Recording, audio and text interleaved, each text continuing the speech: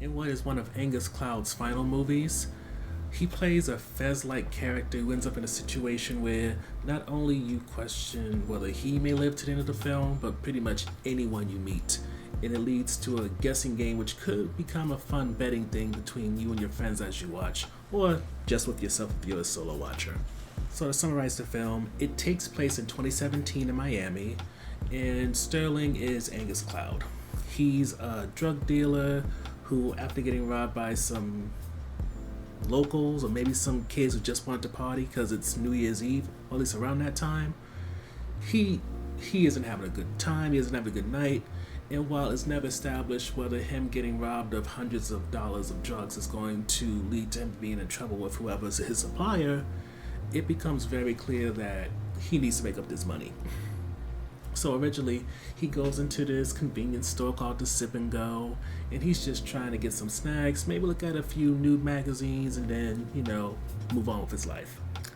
But then when this dude, who's already rich and also is kind of a butthead, says that he won a lottery ticket for over $150 million, that turns a switch in Sterling's head, and he decides he's going to rob the place. Problem is, he's not alone with this man. There's the shop owner Amir, there is the couple, Abraham, who's a pianist, and then there's his girlfriend Anna Marlene, who's a waitress but also very pregnant. But the person who matters the most is the cop named Cody, who's in the bathroom, because once Cody becomes aware of what Sterling's trying to do, that's when all hell breaks loose. And eventually, especially as Cody's family gets involved, and his family, specifically his dad's friends, it just becomes a bloodbath. So, notable highlight when it comes to this film is that when it comes to Daniel Brown, who wrote and directed this, I get the vibes that he didn't care how famous you were or what type of character you were. You could get shot and killed. Yeah, Angus Cloud might be the biggest name on here. It might be one of HBO's biggest recent hits, but Drew Barrymore died at the beginning of Scream, and she was much bigger than you were when she was in that film, so you can get it. Yeah, Anna Marlene may be pregnant, but all that does is make her a bigger target for bullets flying, so she's not safe. Yes, we're in a time in Hollywood where they're trying to make it so black and brown people aren't necessarily the first ones to die in a film, but that doesn't mean that Amir or Abraham are safe either. And in terms of cop, killing a cop is a controversial decision in a situation like this, but who doesn't like a little controversy? And when it comes to how this film is, you really are left guessing all the way to the end when somebody is trying to figure out who is necessary for their alibi to work. You're still trying to figure out who's going to get killed in all this.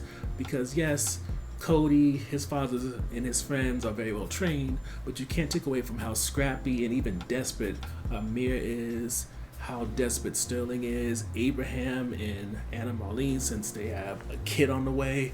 And honestly, I can't think of another movie with such a relatively small cast with a do or die situation that really kept me as interested in who may actually live to the end and how did they make it.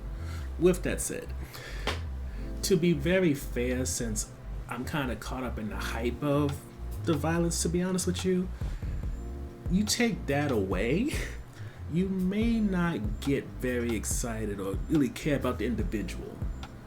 Like, you'll care about who may live or die in terms of, the potential of this person over that person. But as for the individual person, you don't really learn much about anyone besides their motivation. Amir has a daughter, so that money would do well, especially because the way that his personal life is going, he could use the extra money.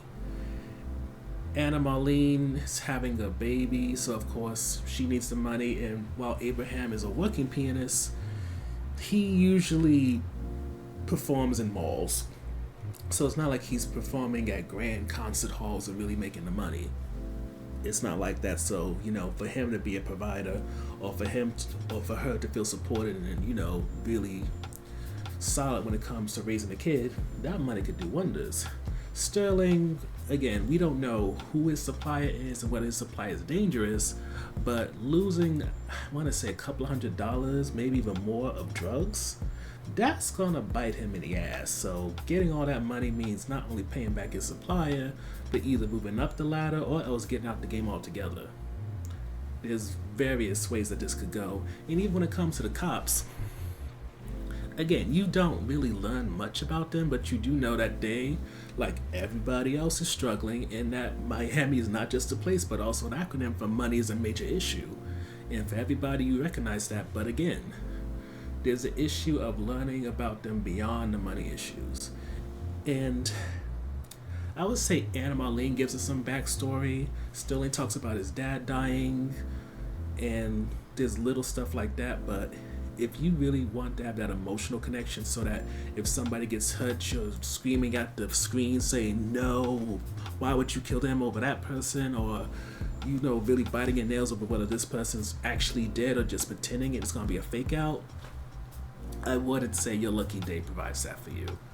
When it comes to Lucky Day overall, I feel that it doesn't push you to get overly invested in any individual character, but as a whole, Daniel Brown knows how to get you invested in the outcome.